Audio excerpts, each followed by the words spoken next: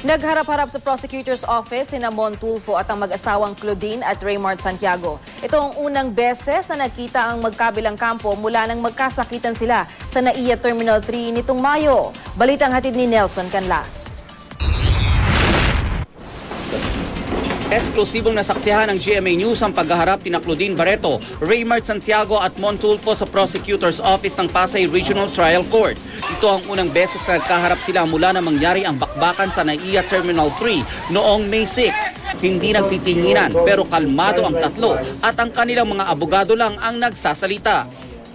Mabutit humarap naman sila at sinusunod nila yung proseso ng batas. Halo-halo yung nararamdaman namin. Siyempre bumabalik yung alaala ng ginawa niya sa amin. Nasa korte na to at yung mga lawyers na rin ang bahala. Nag-file sina Claudine at Raymart ng joint counter affidavit para sa mga reklamong physical injuries, grave coercion at grave oral defamation na isinampas sa kanila ni Mon Tulfo. Punto por punto rin nilang sinagot ang mga aligasyon sa kanila ng kolumnista. Kasama sa kanilang counter affidavit ang kopya ng ilang internet-based at TV programs kung saan nag-guest si Tulfo. Pagkatapos ng awayan, ito raw ang magpapatunay na hindi consistent ang mga salaysay ni Tulfo. Nag-file na rin ang kampo ni Tulfo ng amended complaint at ginawa ng attempted homicide ang reklamo. Nung ipinaalala sa kanya ng witness kung paano nangyari, parang doon niya naramdaman na iba talaga ang gusto mangyari nitong mga respondents na to.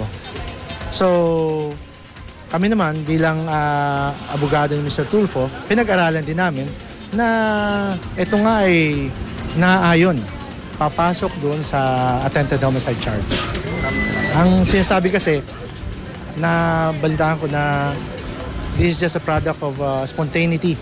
We are not worried at all kasi wala naman humbasihan yung mga amended complaints na yan. Whether attempted homicide, attempted murder, or kahit na attempted rape, wala ho yun lahat.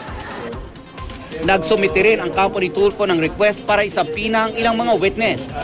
Bunsod na rin ang ilang video na kanilang iprinisinta sa korte nung mga nakaraang araw.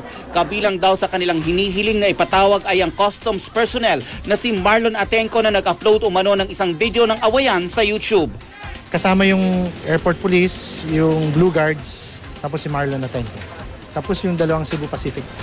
Wala ho probative value yung mga video na sinabit nila kasi hindi ho nila na-authenticate. Wala ho silang taong pinesenta dito sa prosecutor na nagpapatunay na siya ang kumuha ng mga video na yon. Hindi naman nagsumite ng counter affidavit ang kampo ng kasama ni Claudine at Raymart na si Eduardo Atilano. Hinihintay pa raw nila na ma-upgrade ang reklamo para isang sagutan na lang. Tumanggi ring magpa-interview ang mga abogado ni Atilano. Nakatakdang magharap muli ang mga kampo sa July 3. Nelson Canlas, GMA News.